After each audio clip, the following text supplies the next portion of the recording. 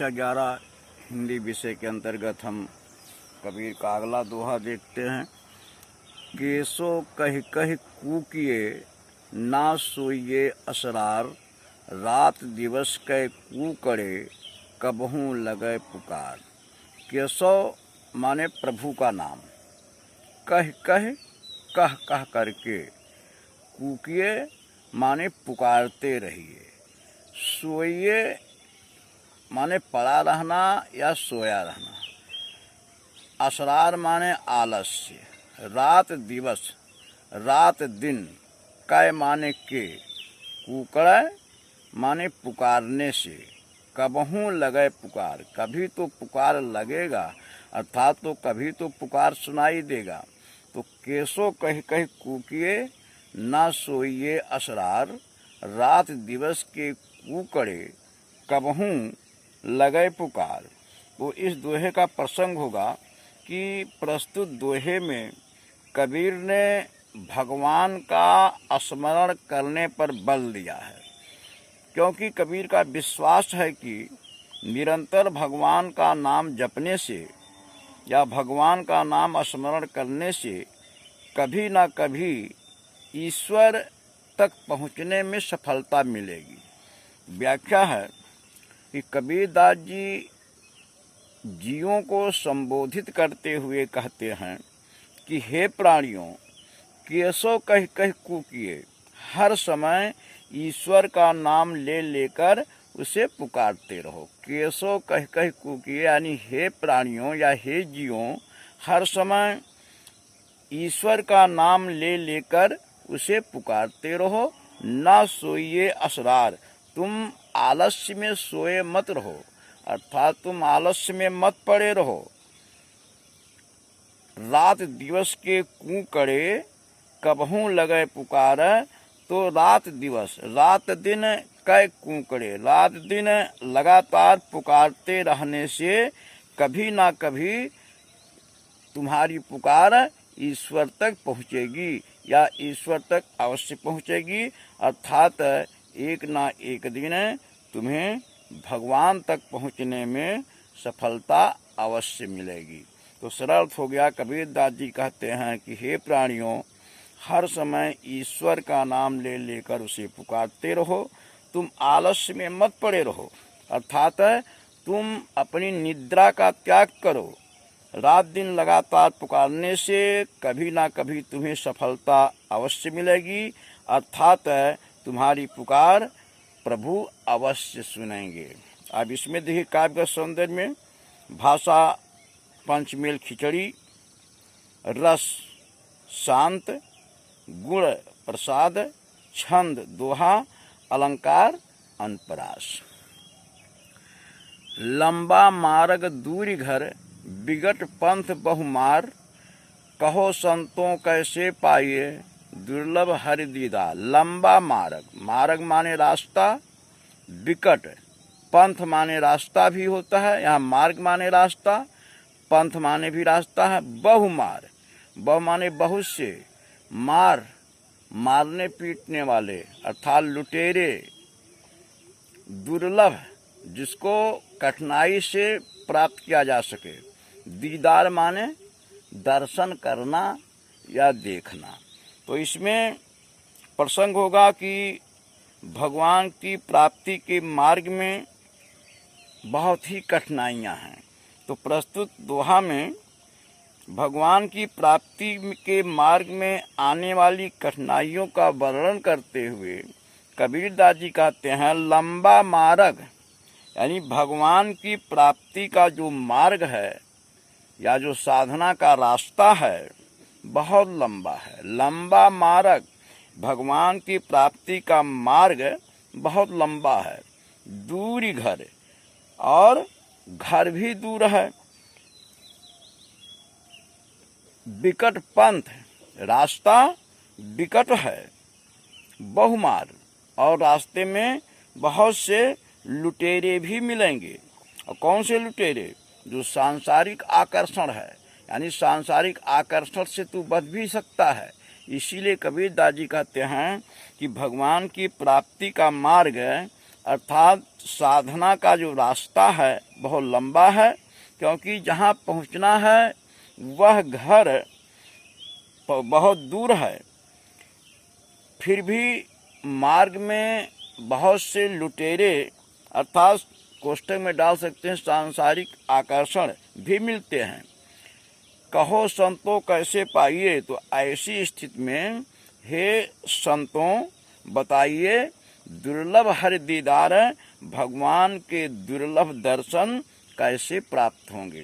तो सरलकरण कि कबीरदास जी कहते हैं भगवान की प्राप्ति का मार्ग अर्थात साधना पथ बहुत लंबा है और घर भी बहुत दूर है।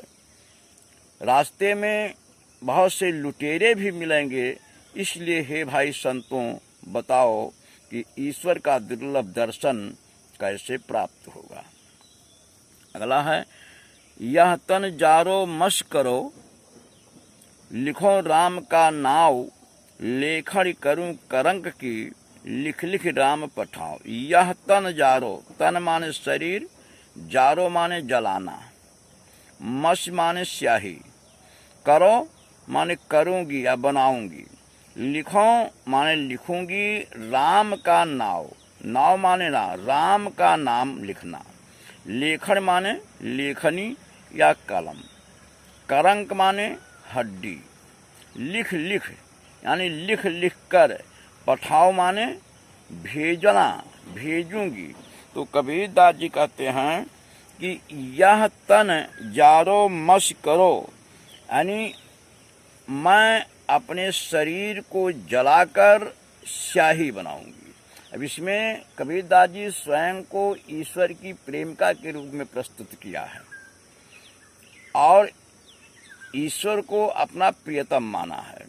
तो कहती है कबीरदास जी यह तन जारो मश करो, इस शरीर को जलाकर मैं उसकी क्या करूंगी, मश करो स्याही बनाऊंगी, लिखो राम का नाम, और राम का उस स्याही से राम का नाम लिखूंगी। अब लिखने के लिए लेखनी की आवश्यकता होती है। लेखनी कैसे बनेगी, आइए हम नीचे की लाइन में देखते हैं। लेखन करूं करंक की, और अपनी हड्डियों की लेखनी बनाऊंगी यानी कलम बनाऊंगी, लिख लिख राम पठाओ, और उससे लिख लिख करके राम पठाओ, राम का नाम लिख लिख करके राम तक भेजूंगी। तो सरल अर्थ हो गया कि कबीरदास जी कहते हैं कि मैं अपना इस शरीर को जलाकर, यानी स्वयं को ईश्वर की प्रेमिका के रूप में प्रस्तुत करते हुए कबीर ने कहा है कि अब सरल कर लीजिए कि जीवात्मा कहती है कि मैं अपने शरीर को जलाकर उसकी स्याही बनाऊंगी। यह तन जारो मश करो, मैं अपने शरीर को जलाकर उसका स्याही बनाऊंगी और हड्डियों से कलम बनाऊंगी। इसके बाद राम का नाम लिख लिख करके मैं उसे राम तक भेजूंगी। तो सरल कर दीजिए कि मैं अपने शरीर को जलाकर उसकी स्याही बनाऊंगी, इसके बाद अपनी हड्डियों की लेखनी बनाकर उस स्याही से राम का नाम लिखकर अपने प्रियतम राम के पास भेजूंगी, ताकि मुझ बिरहणी की विरह दशा और पीड़ा को वे समझ सकें। अब अगली कविता देखते हैं। कै बिरहिन को मीच दे, कै आपा दिखलाए, आठ पहर का दाझड़ा मोपे सहा न जाए। कै बिरहिन, कै माने को, बिरहिन यानी अपने को बिरहणी नारी के रूप में प्रस्तुत किया है कबीरदास जी ने। कु माने को मीच दे, मीच माने मौत, मौत माने मृत्यु। कै आपा दिखलाए, यानी आपा माने अपना दिखलाए, अर्थात अपना दर्शन कराइए। आठ पहर का दाझड़ा, आठों पहर का दाझड़ा माने जलना, यानी विरह की आग में दिन रात जलना, आठों पहर का जलना। मोपे माने मुझसे सहा न जाए, अब सहा नहीं जा रहा है। तो कबीरदास जी कहते हैं कि कै बिरहिन कै मीच दे, कि या तो मुझे आत्मा रूपी बिरहणी को मृत्यु दे दो। कै बिरहीन कै मीज दे, या तो मुझ आत्मा रूपी बिरहणी को मृत्यु दो, कै आपा दिखलाए अथवा अपना दर्शन कराओ। 8 पहर का दाझड़ा, क्योंकि अब 8 पहर अर्थात दिन रात का जलना, और कैसे जलना, विरह में जलना, दिन रात का विरह में जलना मुँह पे सहा न जाए, अब मुझसे सहा नहीं जाता है। तो सरल करिए, कबीर कहते हैं कि हे प्रियतम अर्थात हे परमात्मा रूपी प्रियतम, या तो इस आत्मा रूपी बिरहणी को मृत्यु प्रदान करो अथवा अपना दर्शन कराओ, या अपने जैसा बनाओ, क्योंकि 8 पहर अर्थात दिन रात विरह में जलना अब मुझे आत्मा रूपी बिरहणी से सहा नहीं जाता है। अगला देखिए, कबीर रेख सिंदूर की काजल दिया न जाए, नैनू रमैया रम रहा दूजा कहाँ समाए। नैनू रमैया यानी आँखों में जो रमा हुआ है, आँखों में जो रम चुका है, आँखों में जो बस चुका है। दूजा, दूबाज माने दूसरा, समाए समा सकता है, आ सकता है। तो कबीर रेख सिंदूर की काजल दिया न जाए। इस कविता में कबीरदास जी ने सर्वत जीवात्मा को प्रियतमा और परमात्मा को प्रियतम माना है, और इस साखी में उन्होंने जीवात्मा और परमात्मा के अनन्य प्रेम की अभिव्यक्ति भी की है। तो व्याख्या है, कबीरदास जी कहते हैं कि कबीरा रेख सिंदूर की, मैंने अपनी मांग में सिंदूर की रेखा लगा ली है। रेख सिंदूर, सिंदूर माने सिंदूर, और सिंदूर है सुहाग का प्रतीक है और उसका रंग लाल है। तो कबीरदास जी का कबीर रेख सिंदूर की, कबीरदास जी कहते हैं मैंने सौभाग्यवती नारियों की तरह या सुहागिन नारियों की तरह अपनी मांग में सिंदूर की रेखा लगा ली है। काजल दिया जाए, क्योंकि सिंदूर का भी रंग लाल है और प्रेम का भी रंग लाल ही होता है, जो मेरे सौभाग्य का सूचक है। यानी मैंने अपनी मांग में सिंदूर की रेखा लगा ली है, जो मेरे सौभाग्य की सूचक है। काजल दिया न जाए, इसलिए अब मैं काजल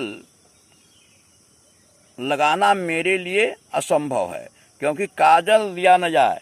इसलिए अब जब मैंने लाल रंग स्वीकार कर लिया है, तो काजल, काजल का मतलब है सांसारिक आसक्ति अथवा विषय वासना।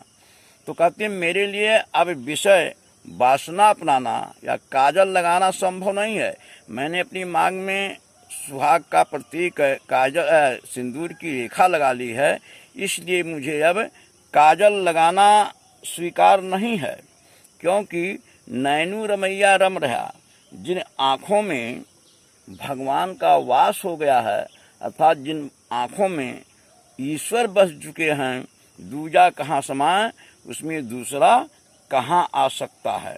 तो स्पष्ट करिए कि कबीरदास जी कहते हैं मैंने सुहागिन नारियों की तरह अपनी मांग में सिंदूर की रेखा लगा ली है, यह मेरे प्रेम और सौभाग्य का सूचक है। अब लाल रंग स्वीकार कर लेने के बाद मुझे काजल अपनाना संभव नहीं है। कबीरदास जी के कहने का तात्पर्य है कि जहाँ राम रमते हों, ऐसा जहाँ राम का वास हो गया हो, वहाँ जिन अब दूसरों का स्थान पाना असंभव है। जिन आँखों में राम बस गए हों, उन आँखों में अब काजल के लिए अर्थात विषय वासनाओं के लिए कोई स्थान नहीं है। अगला देखिए, शायर नाही सीप बिन स्वाति बूंद भी नाही, कबीर मोती नीपजय शून्य शिखर गढ़ माही। ये 13वां देखिए कि शायर माने होता है सागर, शायर माने सागर, नाही माने नहीं, सीप, सीप जो सागर में तालाबों में पाया जाता है। स्वाति, स्वाति नक्षत्र, बूंद माने जल की बूंदें। मोती, निपजय, निपजय माने उत्पन्न होता है, पैदा होना या उत्पन्न होना। शून्य शिखर, शून्य शिखर अर्थात सुषुप्ना नाड़ी के ऊपर स्थित ब्रह्मरंध्र। और गढ़, गढ़ माने होता है शरीर रूपी किला।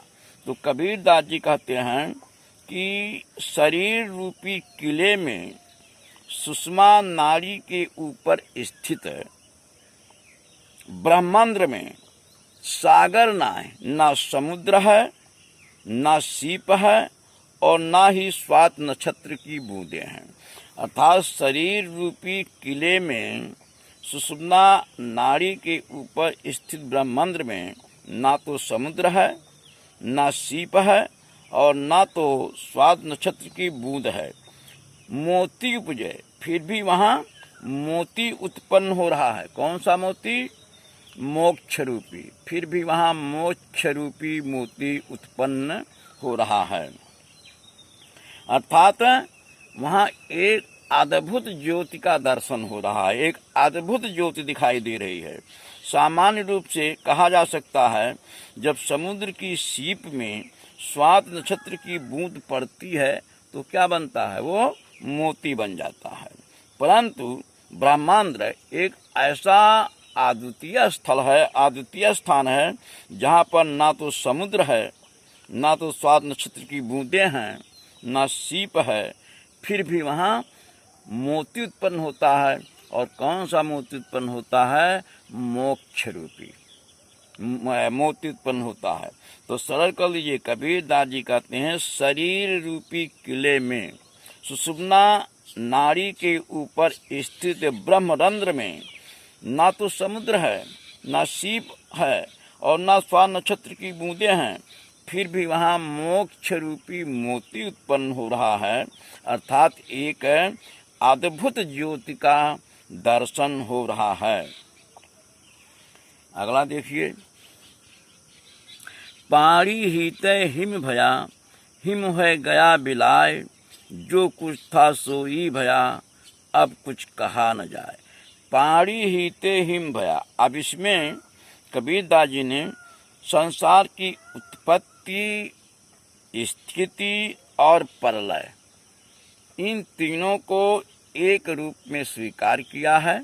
ये इसका प्रसंग हो गया। पाड़ी हीते हिम बया, देखिए जैसे पाड़ी, पाड़ी माने पानी, ही हिम, हिम माने बर्फ। बता गया जब पानी जमता है तो क्या बनता है? बर्फ बनता है। हिम हो गया बिलाय, और जब बर्फ पिघलता है तो पानी बनता है। दोनों एक ही हैं, इनके केवल अलग अलग रूप हो जाते हैं। पाड़ी हीते हिम बया, कबीरदास जी कहते हैं पानी जमकर बर्फ बन गया। पाड़ी हीते हिम भया, पानी जम करके बर्फ बन गया। हिम हो गया बिलाय, और वही बर्फ पिघल करके पुनः पानी बन गया। जो कुछ था सोई भया, अर्थात तो जो कुछ था अब पुनः उसी रूप में हो गया। जो कुछ था वही रूप धारण कर लिया। जो कुछ था सोई भया, जो कुछ था, अर्थात इस प्रकार पानी का जो रूप था अब पुनः वही हो गया है, क्योंकि पानी का रूप था। पानी जमा तो बर्फ बना, और बर्फ पिघला तो पानी बना, अर्थात पानी अपने पूर्व रूप में आ गया। चीजें तो एक है, बात एक ही है, उसके अलग अलग स्वरूप बन जाते हैं। जमता है तो बर्फ हो जाता है, पिघलता है तो पानी हो जाता है, जबकि वो पानी ही है। तो कबीर का कहने का आशय यही है कि पानी जम करके बर्फ बन गया और वही बर्फ पिघल करके पुनः पानी बन गया। इस प्रकार पानी का जो पूर्व रूप था वह फिर उसी में आ गया। अब कुछ कहा न जाए। तो कबीरदास जी कहते हैं इसके विषय में अब कुछ कहा नहीं जा सकता। इसी प्रकार जो संसार की उत्पत्ति, स्थिति और प्रलय में नाम मात्र का ही अंतर है। ये अंतर वैसे ही, जैसे उदाहरण स्वरूप कबीर ने बताया पानी और बर्फ। यानी पानी का जमना बर्फ, बर्फ का पिघलना पानी। तो ये जो संसार की उत्पत्ति है, स्थिति है और प्रलय में भी नाम मात्र का अंतर है। वस्तुतः है यानी वास्तव में तीनों का मूल एक ही है। मोक्ष की भी यही स्थिति है और आत्मा परमात्मा की भी यही एक रूपता है। भाव है कि आत्मा परमात्मा का ही एक अंश है। यानी जब शरीर का त्याग होता है तो आत्मा परमात्मा में विलीन हो जाती है, और जब शरीर धारण करना होता है वही आत्मा आकर के किसी शरीर को धारण कर लेती है। भाव वैसे ही है जैसे पानी और बर्फ का है।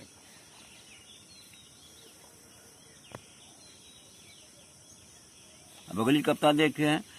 पंख उड़ारी गगन को, प्यंड रहा परदेश, पारी पिया चंच बिन, भूल गया यह देश। यहाँ भूत ही लिखा गया है, इसमें भूल ही होना चाहिए। तो पंख माने पंछी, और कौन सा पक्षी? जीवात्मा रूपी पंछी। उड़ारी माने उड़ जाना, गगन माने आकाश, प्यंड, प्यंड माने होता है शरीर, पारी माने पानी, चंच, चंच माने चोंच यानी यहाँ इंद्रियां, और भूल गया यानी भूल जाना, यह देश, यह शरीर, यह संसार। तो कवि कहता है पंखी उड़ारी गगन कै। अब इस कविता में इसका प्रसंग होगा, कबीर ने साधना की स्थिति एवं मोक्ष प्राप्ति का वर्णन किया है। ये इस कविता का, इस दोहे का प्रसंग हुआ। तो कबीरदास जी कहते हैं कि पंखी उड़ारी गगन की, यानी जो जीव रूपी पक्षी है, यहाँ पक्षी जीव को बताया है, जीवात्मा को एक पक्षी बताया है कबीर ने। तो कबीरदास जी कहते पंख उड़ारी गगन के, कि जीव रूपी पक्षी योग साधना करके कैसे उड़ेगी? जीव रूपी पक्षी जो है योग साधना के बल पर, यानी जीव रूपी पक्षी योग साधना करके आकाश में पहुंच गया। गगन माने आकाश। तो जीवात्मा रूपी पक्षी साधना के बल पर, यानी साधना करके गगन के आकाश में पहुंच गया। प्यंड रहा परदेश, और उसका शरीर है इस संसार में ही रह गया। यानी जब आत्मा शरीर का त्याग करती है तो शरीर तो जहाँ का तहाँ ही पड़ा रह जाता है। शरीर उड़ करके नहीं जाता है, केवल जीवात्मा जाती है, जीव जाता है। तो कबीरदास जी कहते हैं कि जीव रूपी पक्षी योग साधना करके आकाश में पहुंच गया, और उसका जो ये स्थूल शरीर है वो इस संसार में ही रह गया। पानी पिया चोंच बिन, और फिर आगे कहते हैं कि वहाँ पहुंचकर उस जीवात्मा रूपी पक्षी ने चोंच बिन, चोंच के बिना ही, यानी इंद्रियों के बिना ही पानी पिया, यानी जो अमृत सरोवर का जल पी गया, वहाँ पानी पिया। भूल गया यह देश, और उस जल के पीने से उसे ऐसी आनंद की अनुभूति हुई कि वह इस संसार को अर्थात अपने शरीर को भूल गया। वहाँ उसे इतनी आनंद की प्राप्ति हुई कि वह अपने शरीर को ही भूल गया। यहाँ देश का मतलब होगा शरीर, देश का तात्पर्य देह, और देह का अर्थ होगा शरीर।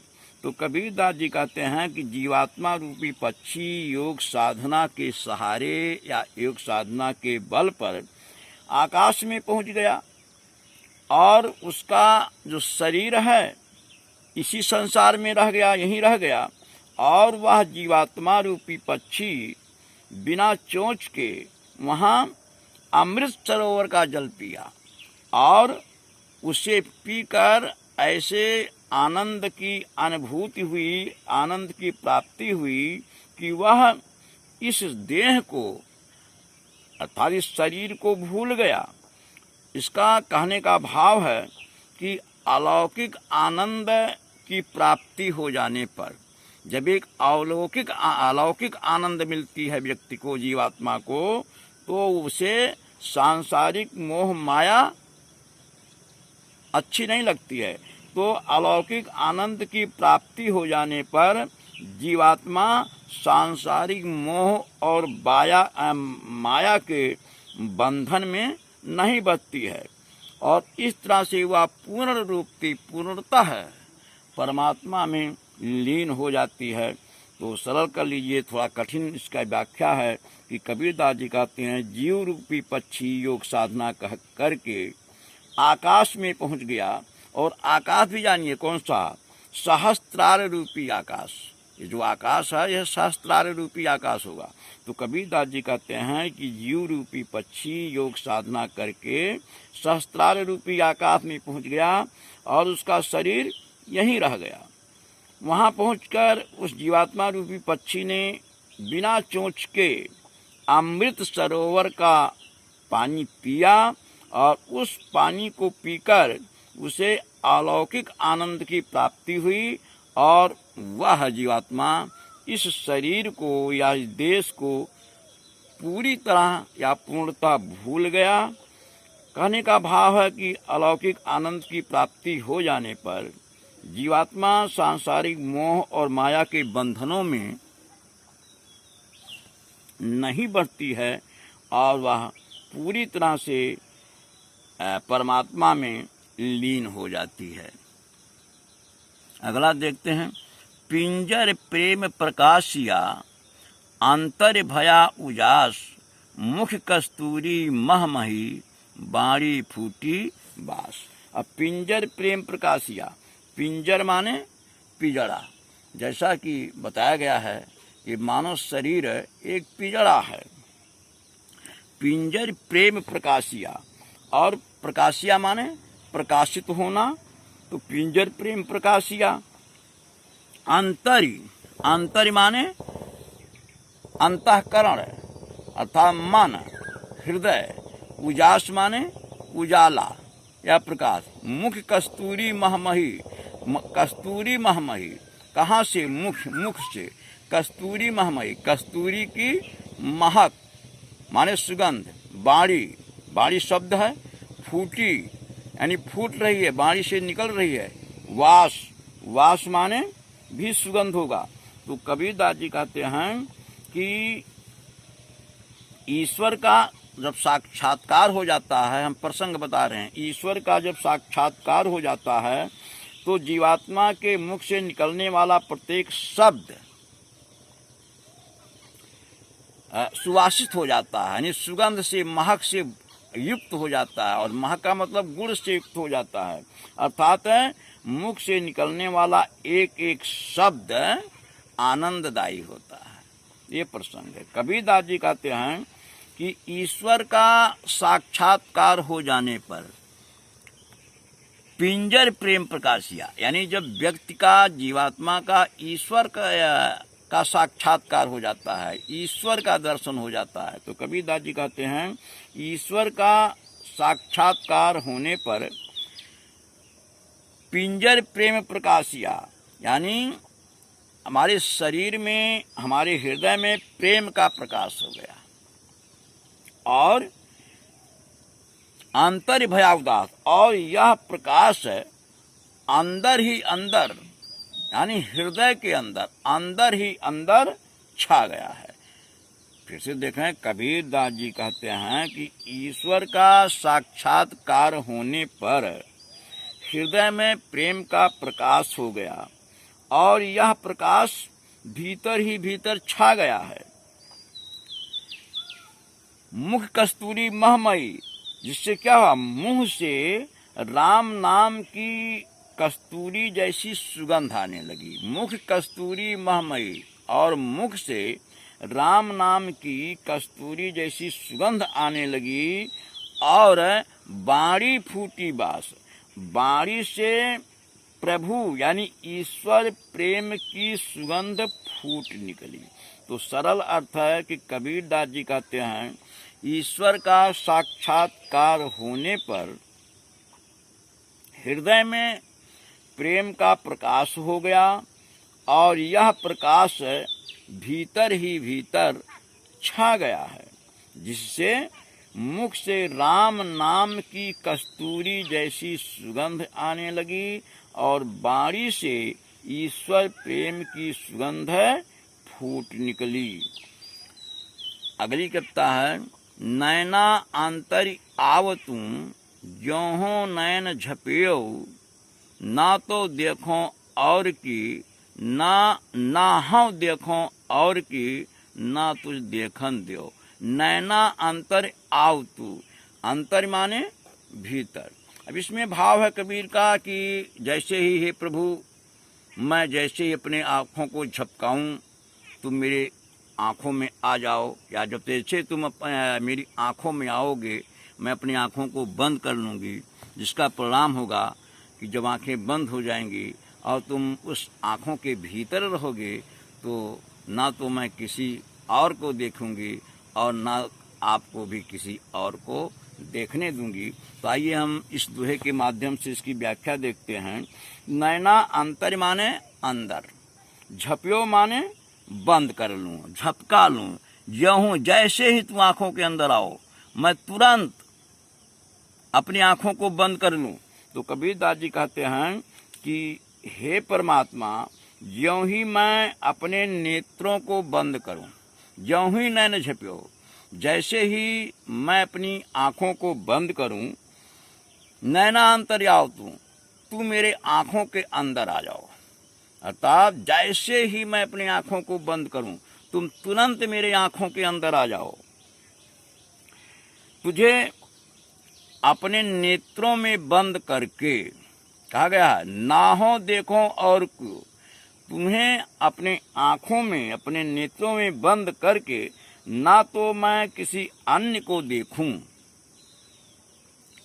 ना हो देखो, ना तो मैं किसी दूसरे को देखूं, अन्य को देखूं, और ना ही तुम्हें किसी अन्य को देखने दूं। तो इसका सरल अर्थ है, कबीर दास जी कहते हैं कि हे प्रभु, ज्यों ही या जैसे ही मैं अपने आंखों को बंद करूं आप मेरे नेत्रों में आ जाओ। तुझे या तुम्हें अपने नेत्रों में बंद करके ना तो मैं किसी दूसरे को देखूंगी और ना तो तुम्हें किसी दूसरे को देखने दूं। अभिप्राय यह है कि हम दोनों एक दूसरे के प्रति अनन्य भाव रखेंगे और यही प्रेम का चरमोत्कर्ष भी है। तो सरल कर लीजिए, कबीर दास जी कहते हैं हे परमात्मा, जैसे ही मैं अपनी आंखों को बंद करूं आप मेरी आंखों के अंदर आ जाओ। तुम्हें अपने नेत्रों में बंद करके ना तो मैं किसी दूसरे को देखूंगा और तुम्हें भी किसी दूसरे को नहीं देखने दूंगा। अर्थात हम दोनों एक दूसरे के प्रति अनन्य भाव रखेंगे और कबीर का मत है यही प्रेम का चरमोत्कर्ष भी है। अगली कविता, कबीर हरि रस यों पिया, बाकी रही न थाक, पाका पलस कुम्हार का, बहुर न चढ़ई चाक। कबीर हर रस यों पिया, यानी इस प्रकार से पिया माने पान किया। बाकी रही न थाक, थाक माने होता है प्यास या तृष्णा।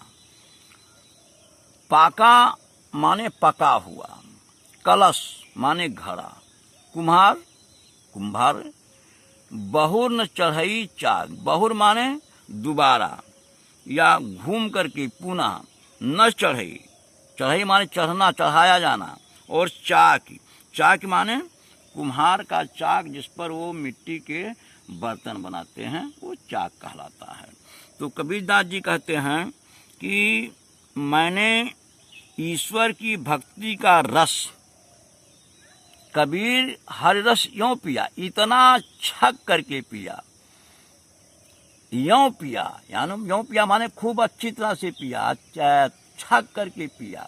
तो कबीरदास जी कहते हैं मैंने कौन सा रस, ईश्वर की भक्ति का रस, हरि रस यानी प्रभु रस। कबीरदास जी कहते हैं कि मैंने ईश्वर भक्ति का रस इतना छक करके पिया कि मेरे मन की बाकी रही न था, मेरे मन की सारी तृष्णा बुझ गई, अर्थात मेरे मन की सारी प्यास बुझ गई, समाप्त हो गई।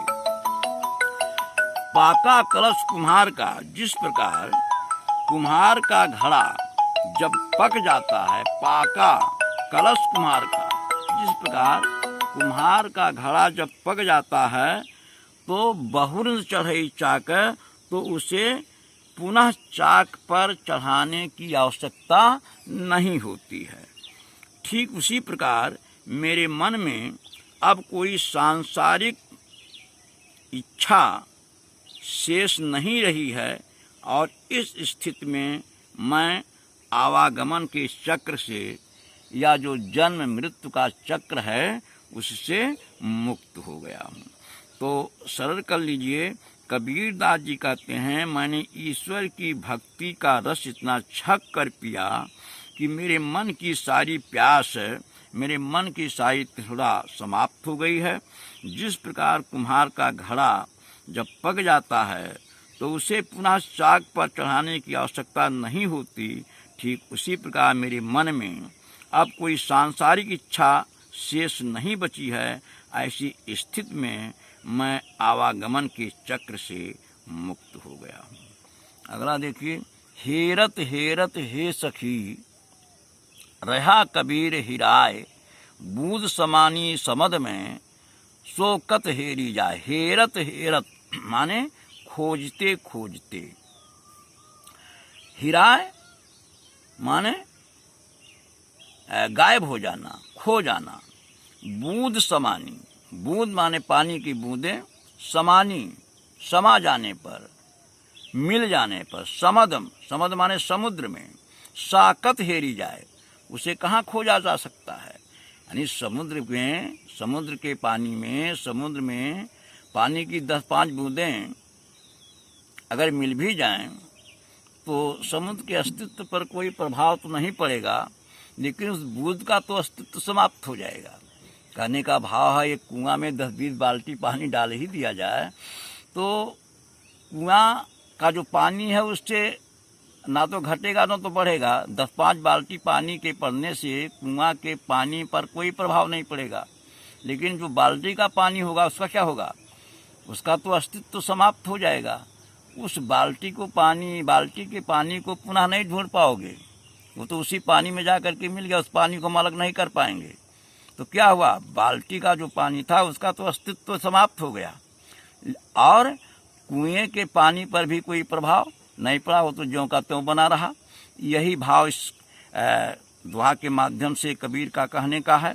तो कबीर दास जी कहते हैं, हेरत हेरत हे सखी रहा कबीर हिराय।